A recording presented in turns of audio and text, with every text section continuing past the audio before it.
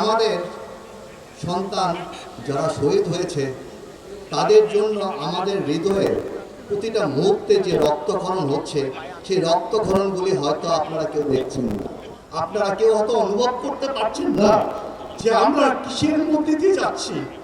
আমাদের যে কষ্ট দুঃখ প্রতিটা মুহূর্তে আমরা আমাদের সন্তানগুলিকে স্মরণ করছি। যার চায় শুধু সেই বোঝে। আজকে আমরা সেই 24শে জুলাইকে বাস্তবায়ন করার জন্য হ্যাঁ ভোটের পক্ষে আমরা সকলকে কাছ থেকে অনুরোধ জানাচ্ছি, আমরা যেন প্রত্যেকেই হ্যাঁ ভোটের পক্ষে ভোট দেই। আজকে আমরা 24শে জুলাই আন্দোলনের 5ই আগস্টের পরে শহীদ পরিবার এবং আহতদের পাশে কাছে তাদের অনুভূতি, তাদের সুখ দুঃখ ভাগ করে নেওয়ার মধ্য দিয়ে একমাত্র আমরা দেখেছি বাংলাদেশ জামাত ইসলাম শিবিরকে। তারা আমাদের 5 তারিখের পর থেকে প্রত্যেকটা শহীদ এবং আহতদের পাশে ছিল, আছে এবং ভবিষ্যতে থাকবে, আমি এটা আশা করি তাদের কাছে।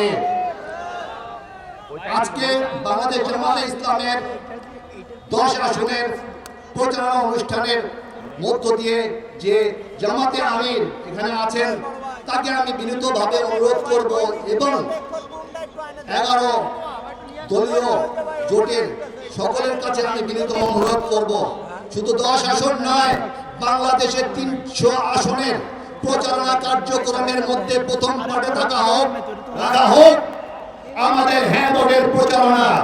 তাহলে আমরা মেনে নেব আজকে 24শে জুলাই আন্দোলনকে জামাতে ইসলামী ধারণ করে এবং লালন করে। এই আমাদের হ্যাঁ ভোটের প্রচারণার মাধ্যমে হ্যাঁ ভোটের সক্রিয় আমাদের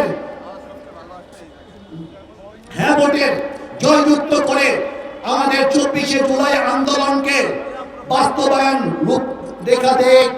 আমাদের শহীদ আহতদের আত্মদানের ত্যাগের বিনিময়ে আমরা 24কে অর্জন করেছি, তা আমরা লালন করি এবং ধারণ করি। ওনার কাছে আমার বিনীত অনুরোধ, 300 আসনে ওনারা এই প্রচারণা চালাবেন এবং 300 আসনে ন্যায় এবং যোগ্য প্রার্থী আমাদের সরকার গঠন করুক। দীর্ঘ 14 বছর পরশক্তি পাকিস্তান আমাদেরকে দেশ শাসন করেছিল, সেই দেশ শাসনকে আমরা 71-এ স্বাধীন হয়েছি। যারা যুদ্ধ অপরাধী ছিল তাদেরকে বলা হতো রাজাকার, কিন্তু 24শে জুলাইকে যারা অপব্যবহার করছে, যারা 24কে না ভোটের প্রচারণা চালাচ্ছে, তাদেরকে আমরা কি বলবো?